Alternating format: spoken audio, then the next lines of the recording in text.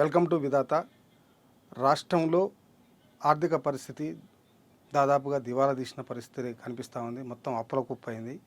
ఇప్పటికే ముఖ్యమంత్రి రేవంత్ రెడ్డి గారు నా దగ్గర కోసిన ఒక పైసా లేదు, రాష్ట్రం మొత్తం కూడా దివాలా తీసిందని చెప్పి మాట్లాడడం. ఈ నేపథ్యంలో కాంగ్రెస్ ప్రభుత్వం ఎన్నికలకు ముందు కాంగ్రెస్ పార్టీ అనేక వాగ్దానాలు చేసింది. దాంట్లో మహిళలకు సంబంధించి కానీ, పెన్షనర్లకు సంబంధించి కానీ, ఇండ్లకు సంబంధించి కానీ, లేకపోతే నిరుద్యోగానికి సంబంధించి కానీ, ఉద్యోగుల సమస్యల మీద ఇట్లా అనేక రకాల డిమాండ్ చేసింది. ముఖ్యంగా రైతాంగానికి సంబంధించినటువంటి అనేక డిమాండ్లు చేసింది, అనేక వాగ్దానాలు చేసింది. ఈ వాగ్దానాల అమలు ఎలా ఉంది, అసలు రాష్ట్రంలో ఉన్నటువంటి ప్రస్తుత ఆర్థిక పరిస్థితి నేపథ్యంలో ఈ వాగ్దానాన్ని అమలు చేయగల స్థితి ఉందా, దీని నుంచి అధిగమించి రాష్ట్రాన్ని అభివృద్ధి పయనంలో పురోభివృద్ధి చెందడానికి ఏం చేస్తే బాగుంటుంది, ఎట్లయితే ఈ రాష్ట్రం ముందుకు పోతుంది అనేటువంటి విషయాల్ని, వీటన్నిటి మీద కమ్యూనిస్ట్ పార్టీ రాష్ట్ర నాయకుడు శ్రీనివాస్ గారు మన దగ్గర ఉన్నారు. శ్రీనివాస్ గారు మాటల్లో వాళ్ళ పార్టీ యొక్క వైఖరి ఏమిటి అనేది మనం అడిగి తెలుసుకుందాం. నమస్కారం శ్రీనివాస్ గారు. ముఖ్యమంత్రి రేవంత్ రెడ్డి గారు రాష్ట్రం మొత్తం కూడా దివాలా తీసింది, రాష్ట్ర ఆర్థిక పరిస్థితి దివాలా తీసిందని చెప్పి మాట్లాడారు. నా దగ్గర కోసిన అదనంగా ఒక పైసా కూడా వెళ్ళదు, నేనేమి చేయలేను, నాకు ఇంతే పరిస్థితిని చేతులు తీసినట్టుగా మాట్లాడాడు. ఈ వాక్యాల ద్వారా రాష్ట్ర ఆర్థిక పరిస్థితి ఎట్లా ఉందనుకుంటున్నారు? ఈ వాక్యాలను మీరు ఏ విధంగా చూస్తారు? అంటే ముఖ్యమంత్రి కానీ రాష్ట్ర ప్రభుత్వం మొదటి నుంచి చెప్తున్నారు, ఆర్థిక పరిస్థితి బాగలేదు, అధికారానికి వచ్చిన కొద్ది కాలం తర్వాత ఇదే మాట చెప్తూ వస్తున్నారు. ఎక్కడ ఏ డిమాండ్లు వచ్చినా రైతులైనా ఉద్యోగులైనా ఎవరు మాట్లాడినా వాళ్ళు ఒకటే మాట చెప్తున్నారు, మా దగ్గర ఆర్థిక పరిస్థితి బాగాలేదు, మేము చేయలేమనే పద్ధతిలో మాట్లాడుతున్నారు. వాళ్ళ ప్రయారిటీస్లో కొన్ని ప్రయారిటీస్ ఎంచుకొని దాంట్లో కొన్ని అనుకున్న కొన్ని ముఖ్యమైన వాగ్దానాల అమలు కోసం ప్రయత్నం చేస్తున్న పరిస్థితి ఉంది. కానీ ఇప్పుడున్న వాస్తవ పరిస్థితి ఇప్పుడు అర్థమవుతుంది. ఎన్నికల ముందు చాలా వాగ్దానాలు చేశారు, చాలా మాటలు చెప్పారు, పరిస్థితి సంబంధం లేనిటువంటి వాగ్దానాలు చేశారు. సో ఎన్నికల్లో గెలవడమే లక్ష్యంగా ఆ రోజు వాగ్దానాలు చేశారు. ఇప్పుడు వచ్చిన తర్వాత అధికారం పీఠం ఎక్కిన తర్వాత అర్థమవుతుంది అక్కడంతా ఖాళీగా ఉంది, ఆర్థిక పరిస్థితి బాగలేదు, కాబట్టి మేము చేయలేకపోతున్నాం. ఉన్న వాస్తవ పరిస్థితి చెప్తున్నారు. కానీ మరి ప్రజలకు ఇచ్చిన వాగ్దానాలు, మరి ఉద్యోగులకి ఇప్పుడు ఉద్యోగులు ప్రభుత్వం నడుపుతుందంటే ఉద్యోగ వర్గం లేకుండా మొత్తం ఏ సంక్షేమ కార్యక్రమం జరగాలన్నా ప్రభుత్వం నడవాలంటే వాళ్ళందరూ ఉండాల్సిందే. వాళ్ళకి కనీసం ఒక 5 రియల్ పెండింగ్ ఉన్నాయి, పిఆర్సీ పెండింగ్ ఉంది, అసలు ఆర్థిక సమస్యలు కాని డిమాండ్లు కూడా ఏం పట్టించుకునే పరిస్థితి లేదు. వాళ్ళ గురించి ఆలోచిస్తే ఎక్కడ డబ్బులు ఇవ్వాల్సి వస్తుందని మాట్లాడడానికే ప్రభుత్వం సిద్ధంగా లేదు. రాష్ట్రం దివాలా తీయడానికి గల కారణాలు ఏంటి? ఎందుకంటే 2014లో తెలంగాణ ప్రత్యేక రాష్ట్రంగా ఏర్పడినప్పుడు మిగులు బడ్జెట్ ఉంది అని చెప్పి అన్నారు. ఇది ఆర్థికంగా పురోగభివృద్ధి చెందేటువంటి రాష్ట్రం, అనేక ఆదాయ వనరులు ఉన్నాయన్నారు. కానీ మిగులు బడ్జెట్ పోయింది, ఆదాయం పోయింది, అప్పుల కుప్పగా మారింది. అసలు కారణాలు ఏంటి? అంటే ఆర్థిక పరిస్థితి వాస్తవంగా ఏంటంటే అప్పుల కుప్పగా మారింది. అప్పులు చేయడం అనేది ఏం తప్పు కాదు. అప్పులు అవసరానికి, రాష్ట్ర అవసరాల కోసం మనకున్న ఆదాయానికంటే మించి కూడా అదనంగా కొన్ని అప్పులు, అది కూడా ఎఫ్ఆర్బిఎం చట్టాన్ని అనుసరించే అప్పులు చేస్తున్న పరిస్థితి ఉంది. బట్ ఆ అప్పులు కూడా ఈరోజు అది మోయలేనంత పరిస్థితి మారిందనేది మనకు కనపడుతున్న విషయం. అదే మిగులు రాష్ట్రం అప్పుల పాలు కావడానికి కారణం అంటే మిగులు రాష్ట్రం ఉన్నప్పటికీ కూడా మీరేమనుకుంటున్నారు దాన్ని? ఇప్పుడు రకరకాల ప్రాజెక్టులు టేకప్ చేస్తారు. 10 ఏళ్ల కాలంలో ఆర్థికంగా విధ్వంసం జరిగిందనేది ఫ్యాక్టు. 10 ఏళ్లలో మన తాహతుకు మించినటువంటి అనేకమైన సంక్షేమం పేరుతోటి, ప్రాజెక్టుల పేరుతోటి చాలా చేశారు. అందులో భారీ ఎత్తున అవినీతి జరిగిందనేది కూడా ఈరోజు అందరి ముందు కనపడుతున్న సత్యం. కాబట్టి ఆ నిధుల్ని సక్రమంగా వినియోగించి రాష్ట్రంలో ముఖ్యమైన ప్రాజెక్టులు లేదా ముఖ్యమైన కొన్ని తరగతుల యొక్క ఆర్థిక స్థితిగతులు పెంచడానికి కావాల్సిన సంక్షేమం చేస్తే ఎవరికి అభ్యంతరం లేదు, అవి చేయాల్సిందే. అవి అప్పు చేసి కూడా రాబోయే రోజుల్లో మరింత ఫలితాలు వచ్చే పద్ధతులు చేయొచ్చు.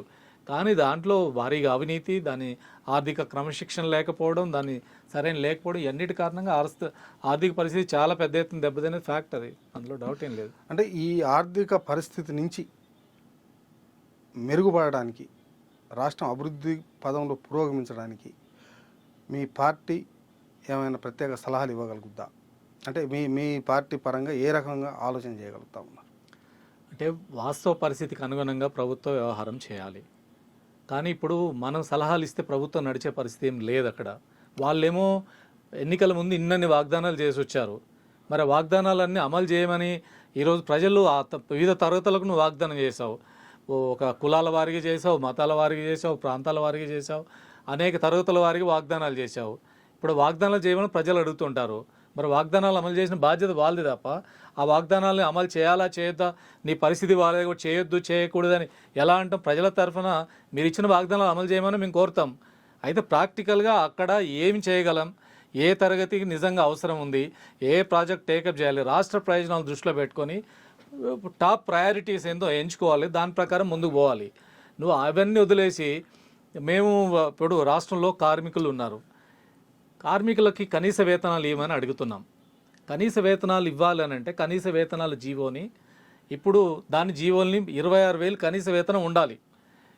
26,000 కావాలని ట్రేడ్ యూనియన్స్ అని అడిగితే ముఖ్యమంత్రి గారు రేవంత్ రెడ్డి గారు రాగానే అప్పటిదాకా టీఆర్ఎస్ వాళ్ళు 10 ఏళ్ల పాటు ఆ జీవోల్ని మార్చకుండా అట్లాగే ఉంచారు.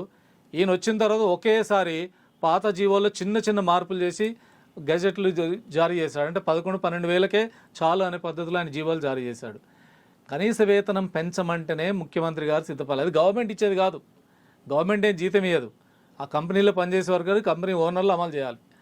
మేము కంపెనీ ఓనర్లకి లేదా పెట్టుబడులు పెట్టే వాళ్ళకి మీరు తక్కువ జీతంతో పనిచేయించుకోండి, బాండెడ్ లేబర్గా పనిచేయించుకోండి, జీతాలు పెంచాల్సిన అక్కర్లేదు అనే సిద్ధాంతం చెప్పి వదిలేసావు.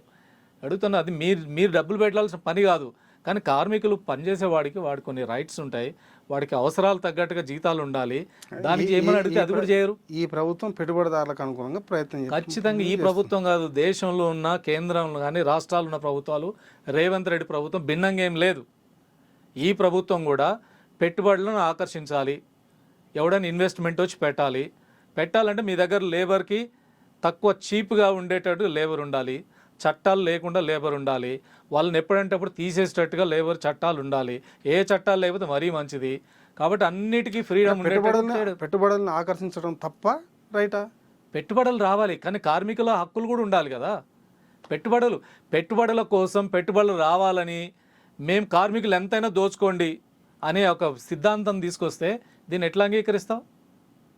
పెట్టుబడులు రావాలనంటే కార్మికులకు కనీస హక్కులు ఉండొద్దా? పెట్టుబడులను ఆకర్షించడం కోసం ఏం చేస్తే పెట్టుబడులు ఆకర్షణ జరుగుతుంది అనేది మీ పార్టీ విధానం చెప్పాలి. ఇప్పుడు పెట్టుబడులు రావడం అనేది మన ఆకర్షణ బట్టి ఉండదు. ఇక్కడ లాభాలు వస్తాయి అనుకుంటే వాళ్ళు వస్తారు. ఆ లాభాలు ఇక్కడ పెట్టుబడులు రావడానికి మీరు ల్యాండ్ ఇస్తున్నారు, కరెంట్ ఇస్తున్నారు, వాటర్ ఇస్తున్నారు, రకరకాల ఫెసిలిటీస్ కల్పిస్తున్నారు, తప్పలేదు. ఎందుకంటే ఏ రాష్ట్రమైనా ఆ రాష్ట్రానికి ఆ రాష్ట్రంలో అభివృద్ధి కోసం వచ్చే ఇన్వెస్ట్మెంట్స్ కోసం దాన్ని కావాల్సిన ప్రయత్నం చేసుకుంటాయి. కానీ ఆ ప్రయత్నానికి మా దగ్గర లేబర్ చీప్గా ఉంటుంది, వీళ్ళేం డిమాండ్లు చేయరు, వీళ్ళేం యూనియన్లు పెట్టరు, వీళ్ళకున్న హక్కులన్నీ తీసేస్తాం, వీళ్ళకేం జీతాలు పెంచాల్సిన అక్కర్లేదు, ఎట్లా అంటే అట్లా వాడుకోండి అని కార్మిక చట్టాలను కూడా నిర్వీర్యం చేస్తూ కేంద్ర ప్రభుత్వం ఏమో ఆ చట్టాలను నిర్వీర్యం చేస్తూ కొత్త కోడ్స్ అని తీసుకొచ్చింది. అదే పద్ధతిని ఇక్కడ కూడా కార్మిక వర్గం విషయాల్లోకి వచ్చినప్పుడు ఈ రాష్ట్ర ప్రభుత్వం కూడా ఆ రకమైన కార్మిక వ్యతిరేక నిర్ణయాలే ప్రభుత్వం తీసుకున్న పరిస్థితి కనపడుతుంది. అందుకని పెట్టుబడులను ఆకర్షించాలి, కానీ కార్మిక హక్కులు కూడా కాపాడాలి. మన కార్మికులు మనం కాపాడుకోవాలి, వాళ్ళ జీతభత్యాలు కూడా పెరగాలి. నువ్వు ఈ 11-12 వేలకు హైదరాబాద్ సిటీలో లేదా ఇంకో దగ్గర ఎలా ఒక వర్కర్ బతుకుతాడు, కుటుంబం ఎలా బతుకుద్ది? నువ్వు కనీస వేతనాలు ఎందుకు మార్చావు? ఏంటి నీకు గత బీఆర్ఎస్ ప్రభుత్వాన్ని మీకు ఏంటి భిన్నమైన ఆలోచన ఏంటి? దీంట్లో ఏం మార్పు తీసుకొచ్చారు? కార్మికుల సంక్షేమాని కోసం, కార్మికుల జీతభత్యాలు, వాళ్ళ జీవితాలు బాగుపడడానికి మీరు చేస్తున్న కొత్త నిర్ణయాలు ఏంటి చెప్పండి. పోనీ ముఖ్యమంత్రి గారు 1.5 year అయింది, కార్మిక శాఖ మీద ఒక్క రోజున సమీక్ష చేశారా? కార్మిక శాఖలో మార్పులు చేద్దాం, ఒక్క సమీక్ష లేదు, కార్మిక శాఖ లేదు, కార్మిక శాఖ మంత్రి లేడు, దానికి ఒక పట్టించుకున్న నాదులు లేదు.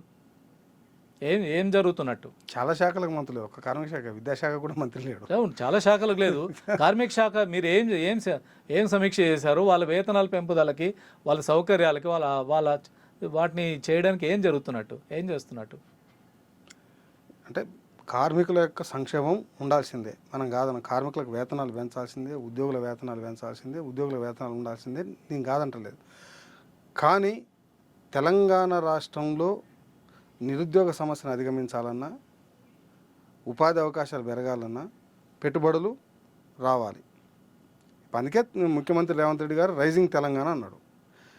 పెట్టుబడుల్ని ఆకర్షించడం కోసం ఎక్కువ ఇన్కమ్ జనరేట్ కావడం కోసం ఏ రకమైనటువంటి విధానాలను అవలంబిస్తే ఈ ఈ ప్రభుత్వం ఇప్పుడున్న సంక్షోభం నుంచి ఒక మెట్టు ఎక్కగలుగుతుంది అనేది మీరు భావిస్తున్నారు? అంటే ఇప్పుడు పెట్టుబడులు రావడానికి గత ప్రభుత్వంలో కొన్ని ప్రయత్నాలు జరిగినాయి. ఈ ప్రభుత్వం వచ్చినాక ప్రైజింగ్ తెలంగాణ పేరుతో ప్రయత్నాలు చేస్తుంది. వాళ్ళకి ఇప్పుడు పెట్టుబడిదారులు రావడానికి కావాల్సిన మనం కోరినంత మాత్రాన ఏం రారు. వాళ్ళకి ఇక్కడికి వచ్చి ఇక్కడ పెట్టుబడులు పెడితే లాభం వస్తుంది. ఇంకో ప్రాంతానికి ఈ ప్రాంతంలో లాభం, ఇది లాభాల కోసం వచ్చే పెట్టుబడులు. నువ్వు అందంగా ఎంత ముస్తాబు చేసుకున్నా వాళ్ళేం పరిగెత్తుకుంటే ఇక్కడికి ఏం రారు. ఇప్పుడు ప్రపంచ పరిణామాలు, ఆర్థిక పరిస్థితులు, వీటన్నిటి రీత్యా ఏ ప్రాంతానికి ఎక్కడికి వెళ్తే లాభమో చూసుకుంటారు.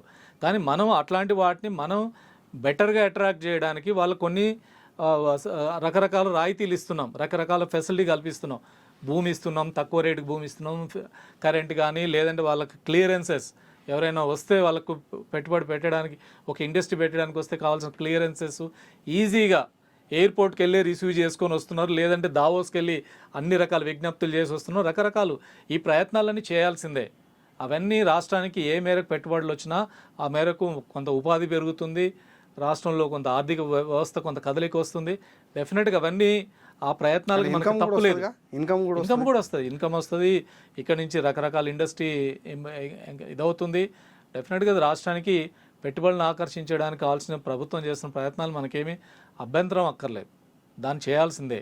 రాష్ట్ర అవసరాల కోసం ఉపాధి పెంచుకోవడానికి జరగాల్సిందే. ఇప్పుడు ఇండస్ట్రీస్ రావడంలో అంటే ప్రధానంగా ఒకటి భూమి, నీరు, కరెంటు ఇవి ఇవ్వడంతో పాటు ఒక ప్రశాంతమైనటువంటి వాతావరణం ఉంటుంది.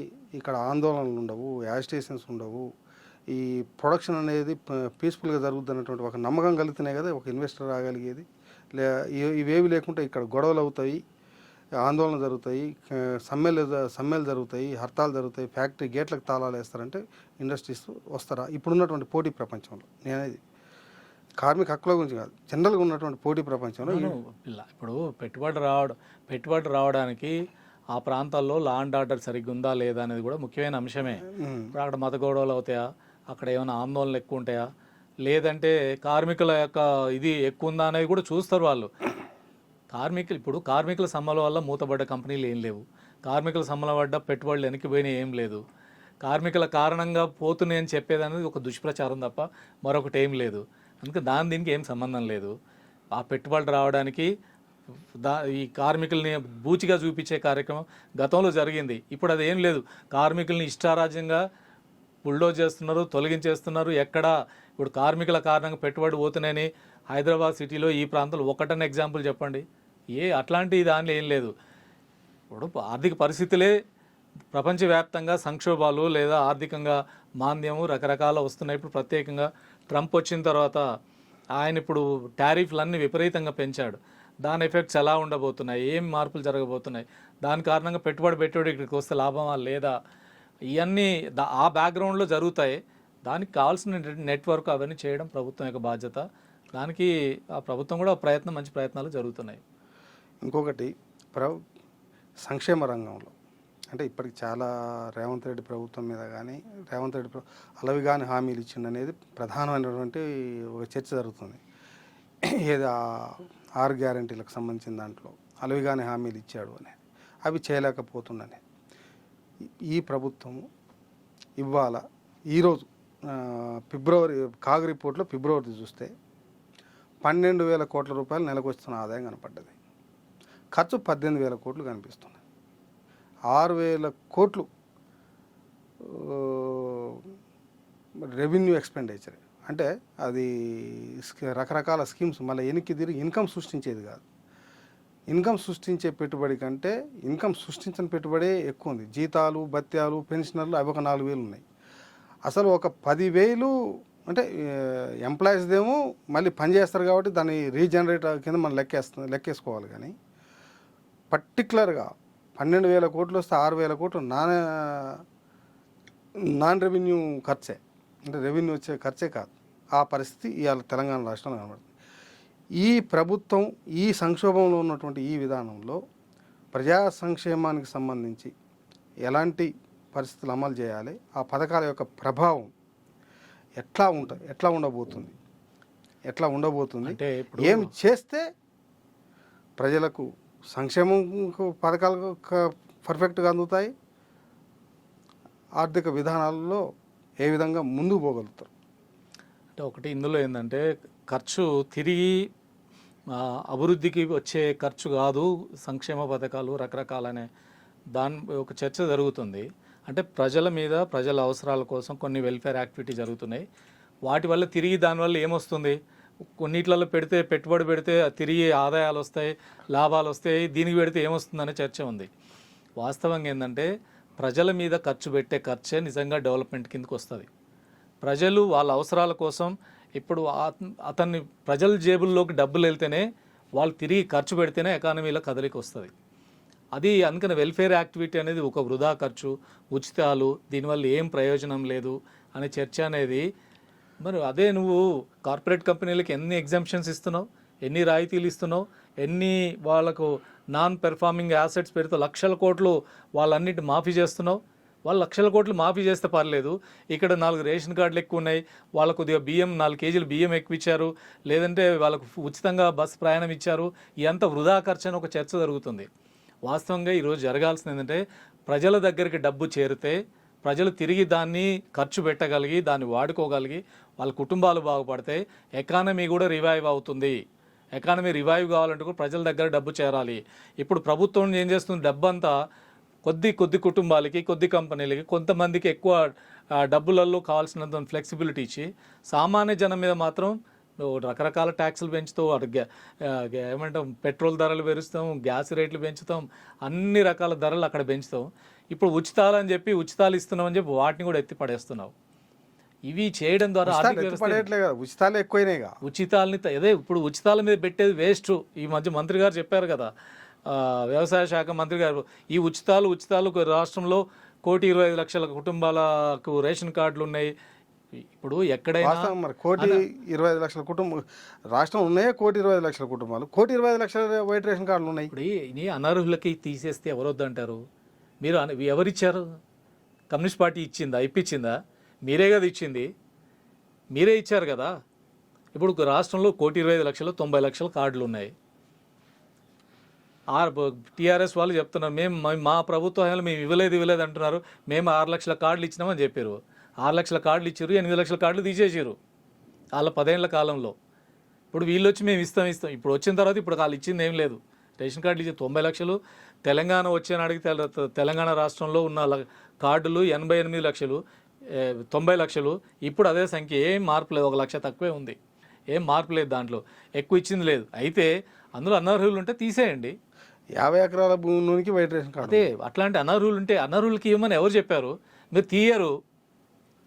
దానికని ఉచితాల పేరుతోటి వాళ్ళు కొనసాగిస్తారు. నిజంగా అవసరమైన వాడిని మాత్రం దెబ్బ కొడతారు. ఏమంటారంటే 4 వీలర్ ఉంటే వాడు రేషన్ కార్డు ఇవ్వద్దు అన్నారు. 4 వీలర్ ఉంటే ఇవ్వద్దు, కానీ ఏ 4 వీలర్ అది? చెత్త రిక్షా నడుపుకుంటోడు కూడా 4 వీలరే, కారు రెంట్కి తీసుకొని కిరాయి నడుపుకుంటోడు 4 వీలరే. వాళ్ళందరూ తీసేసారు టీఆర్ఎస్ గవర్నమెంట్. వాళ్ళందరూ మేమే రిప్రజెంట్ చేసినాం. వీడు 4 వీలర్ అంటే డ్రైవరు ఆయన ఒక వెహికల్ తెచ్చుకొని నడుపుకొని, అది 4 వీలర్ ఉందని ఒక రూల్ పెట్టారు, 4 వీలర్ ఉందని తీసేయండి. కొన్ని వేల మందికి ఎగిరిపోయినాయి. ఓ 2 నెలలు వరుసగా రేషన్ తీసుకోపోతే తీసేయండి. ఇట్లాంటి ఇప్పుడు ఉచితాలు ఇప్పుడు 50 ఎకరాల భూమి ఉన్నోనికి, ఓ బెంజ్ కారు ఉన్నోనికి, తీసేయండి. కారు ఉన్నోనికి ఎవరు ఉంచమంటున్నారు? మీరే అన్నారు 4 వీలర్ ఉన్న వాళ్ళందరూ అది కాదు. 4 వీలర్ ఉన్నోళ్ళ పేరు తీసేయమంటే 4 వీలర్ ఉన్న వాళ్ళకి ఇవ్వద్దు. కానీ 4 వీలర్లో ఏ 4 వీలర్ జరిగింది? హైదరాబాద్ సిటీలో స్వచ్ఛ ఆటోలు గవర్నమెంటే ఇచ్చింది, జిహెచ్ఎంసి. చెత్త తీసుకుపోయే వాళ్ళందరికీ ఆటోలు ఇచ్చింది రాష్ట్ర ప్రభుత్వమే. ఆ ఆటోలు ఉన్నాయని 4 వీలర్ ఉందని రేషన్ కార్డు తీసేశారు. ఏమనాలి మరి దాన్ని? అందుకని మీరు అనర్హులకు తీసేయండి. ఎవ్వరు దాన్ని సపోర్ట్ చేయరు.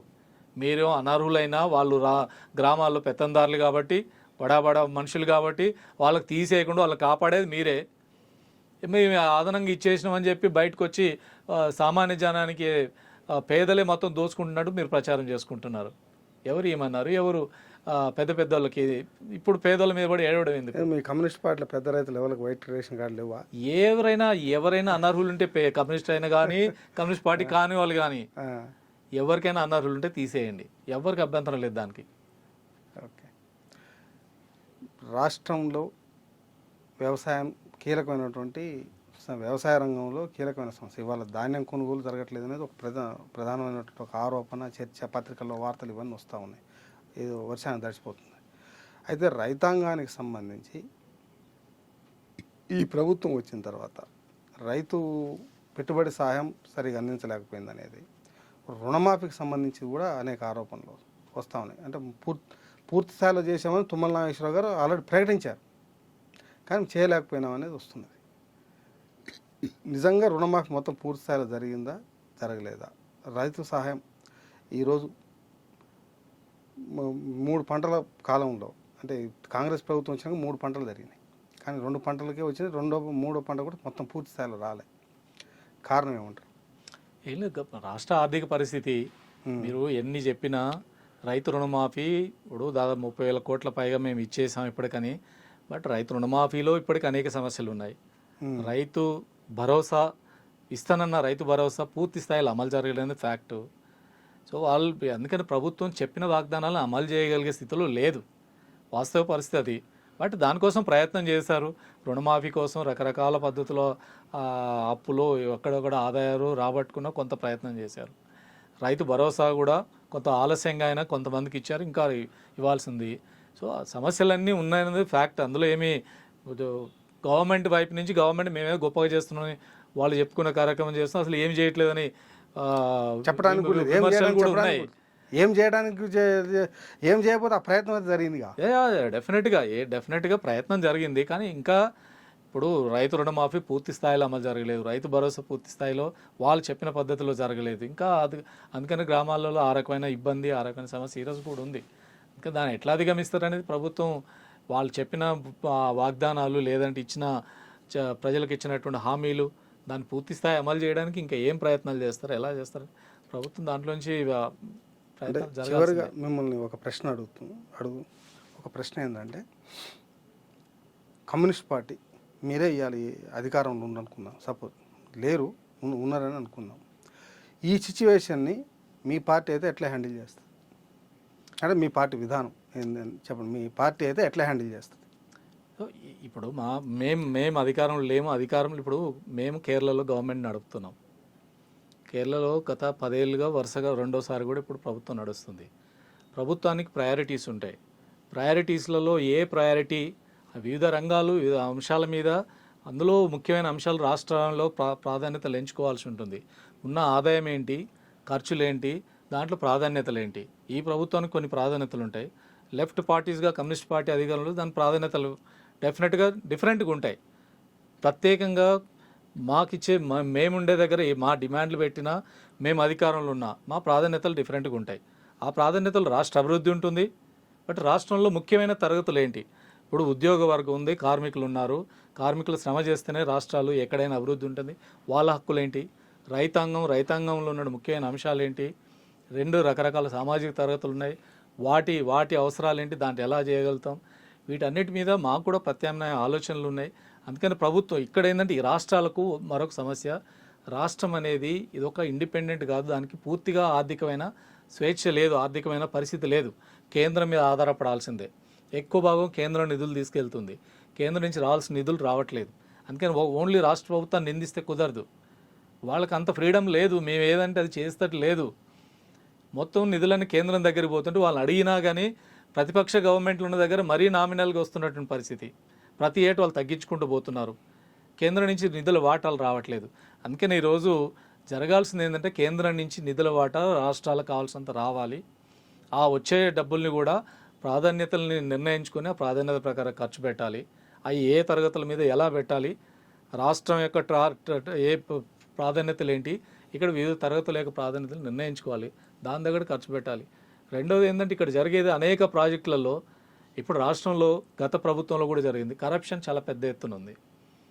ఇప్పుడు ఈ కరప్షన్ని నిర్మూలించడానికి ఏం చర్యలు తీసుకుంటున్నారు? రోజు ఎంతమందినో ఏసీబీ ప్రతిరోజు ఒక నన్ను పట్టుకుంటుంది, అంత చిన్న వాళ్ళని పట్టుకుంటుంది. పెద్దలంతా ఏమైపోయారు? పొలిటీషియన్స్ ఏమైపోయారు? పెద్ద ఐఏఎస్ ఆఫీసర్లు ఏమయ్యారు? రాష్ట్రంలో ఎంతమంది ఐఏఎస్ ఆఫీసర్లకి ఇప్పుడు రాష్ట్ర ప్రభుత్వం ఏసీబీకి ఫ్రీడమ్ ఏమనండి, సగం మంది ఐఏఎస్లు లోపలేయాల్సి వస్తుంది. అన్ని ఆరోపణలు ఉన్నాయి. మరి ఎందుకు ఐఏఎస్ల మీద చర్యలు తీసుకోవట్లేదు? ఏం లేదు, ప్రభుత్వంలో అనేక కీలక రంగాల్లో అవినీతి అధికారులే ఈ రోజుకున్నారు. ల్యాండ్ రెవెన్యూ బాస్ ఎవరు? వివిధ రంగాల్లో ఉన్న బాసులు ఎవరు? గత 10 ఏళ్లలో దోచుకున్న బాసులు కాదా వీళ్ళంతా? అందుకని అవినీతి అనేది కూడా రాష్ట్రంలో ఒక తీవ్రమైన అంశం. ఇప్పుడు భూభారతి చట్టం అని తెచ్చారు. భూభారతి చట్టాన్ని ఇప్పుడు అమలు చేస్తాం అన్నీ అయిపోతుందని.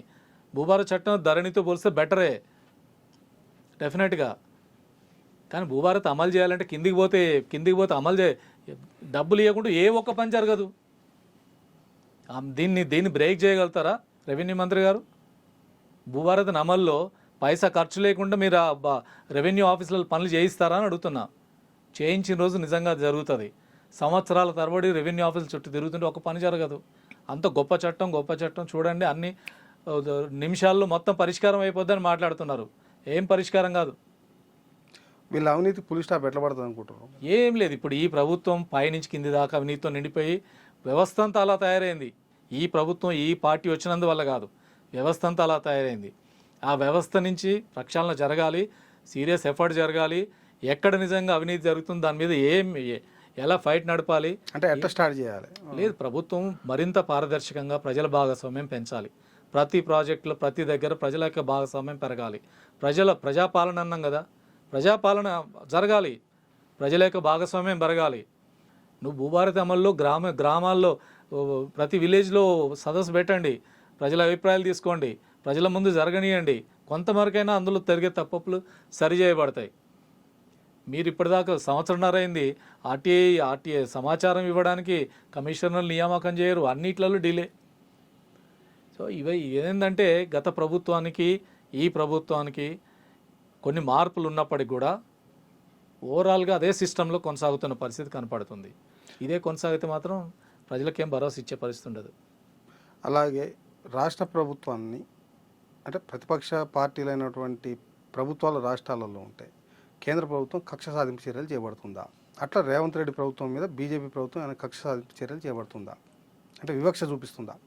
100%. ఇక్కడ రావాల్సిన ఏ ప్రాజెక్టులు సక్రమంగా ప్రతిపక్ష పార్టీలు ఉన్న దగ్గర అంతటా కూడా ఇదే పద్ధతి. తమిళనాడు చూసాం, కేరళ చూసాం.